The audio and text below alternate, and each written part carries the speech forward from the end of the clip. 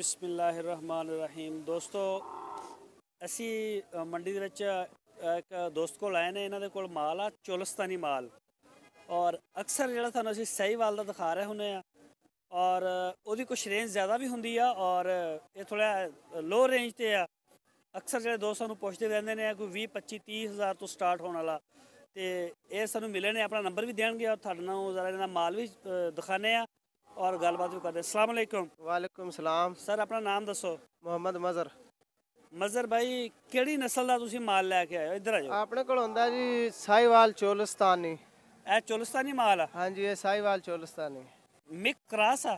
नहीं जी, प्योर चोलिस्तानी साहिवाल। अच्छा, ये प्योर चोलिस्तानी से? हाँ जी, चोलिस्तान साहिवाल एक ही हुंदा जी। अच्छा, ये बच्चियां ने? हाँ जी, बच्चियां ने। ते ਤੁਹਾਡੇ ਕੋਲ ਕਿੰਨੀ ਰੇਂਜ ਦਾ ਮਾਲ ਹੁੰਦਾ? ਆਪਣੇ ਕੋਲ ਤਕਰੀਬਨ ਸਰ ਆਪਣਾ ਹੀ ਮਾਲ ਖੜਾ? ਹਾਂਜੀ, ਆਪਣੇ ਕੋਲ ਤਕਰੀਬਨ 25000 ਤੋਂ ਚੱਕ ਤੇ 50-55 ਤੱਕ ਹੁੰਦਾ। 25000 ਰੁਪਏ ਤੋਂ ਵੱਛਾ ਤੁਹਾਡੇ ਕੋਲ ਮਿਲ ਸਕਦਾ? ਹਾਂਜੀ, 25000 ਤੋਂ ਚੱਕ ਕੇ ਤੇ 50-55 ਤੱਕ। 50-55000 ਤੱਕ। ਤੇ ਤੁਹਾਡਾ ਫਾਰਮ ਕਿਹੜੀ ਜਗ੍ਹਾ ਤੇ ਆ?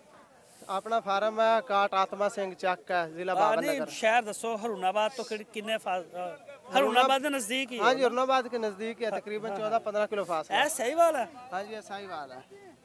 ਇਹ ਦੋਸਤੋ ਤੁਸੀਂ ਦੇਖ ਸਕਦੇ ਹੋ। ਅੱਛਾ, ਅਗਰ ਤੁਹਾਨੂੰ ਇਹ ਸਾਹਮਣੇ ਵੱਛੀ ਆ, ਇਹ ਜਿਹੜੀ ਚਿੱਟੀ ਗਾਨੀ ਪਾਈ ਉਰਲੇ ਪਾਸੇ ਖੜੀ ਆ, ਇਹ ਪਿਓਰ ਸਹੀਵਾਲ ਹੈ। ਇਹਦਾ ਕੀ ਰੇਟ ਹੈ?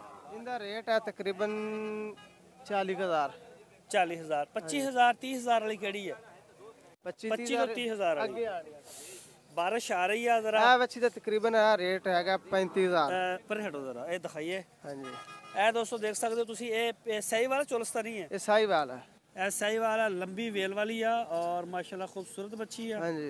ਇਹ ਕੀ ਰੇਟ ਦੱਸਿਆ ਇਹਦਾ? ਇਹਦਾ ਰੇਟ ਹੈ 35000। 35000 ਰੁਪਏ। ਅੱਗੇ ਆ ਸੋਹਣੀ ਬੱਚੀ ਇੱਕ ਹੈ ਖੜੀ। ਇੱਕ ਇਹ ਖੜੀ ਹੈ ਚੋਲਿਸਤਾਨੀ, ਇਹਦਾ ਕੀ ਰੇਟ ਹੈ?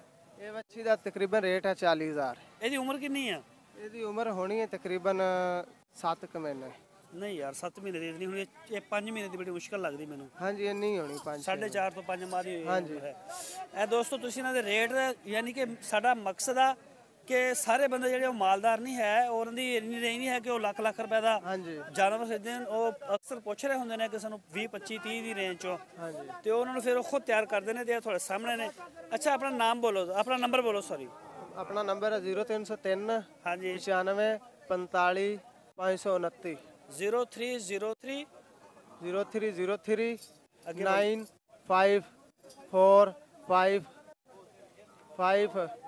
954539।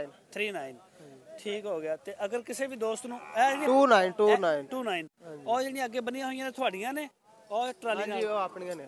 ਇਹ ਦੇਖ ਸਕਦੇ ਜਰਾ, ਇਹਨਾਂ ਕੋਲ ਵੱਡੀਆਂ ਵੀ ਨੇ। ਵੱਡੀਆਂ ਵੈੜਾਂ ਹੈ ਨੇ ਇਹਨਾਂ ਕੋਲ, ਹੈਵੀ ਜਿਹੜੀਆਂ ਵੇਟ ਨੇ, ਔਰ ਰੇਟ ਇਹਨਾਂ ਦੇ ਜ਼ਿਆਦਾ ਨੇ। ਹਾਂਜੀ, ਇਹ ਚੋਲਿਸਤਾਨੀ ਨੇ? ਹਾਂਜੀ, ਚੋਲਿਸਤਾਨੀ। ਅੱਛਾ, ਇਹ ਜੋੜੀ ਦਾ ਕੀ ਮੰਗ ਰਹੇ ਨੇ? ਜੋੜੀ? ਇਹ ਜੋੜੀ ਦਾ? ਹਾਂ, ਕੱਚੀ ਖੀਰੀ ਆ? ਹਾਂਜੀ, ਕੱਚੀ ਖੀਰੀ ਜੋੜੀ ਆ। ਇਹ ਜੋੜੀ ਦਾ ਕੀ ਮੰਗ ਰਹੇ ਹੋ? ਇਹ ਜੋੜੀ ਦਾ ਮੁੱਲ ਤਾਂ ਮੰਗਣਾ 2 ਲੱਖ।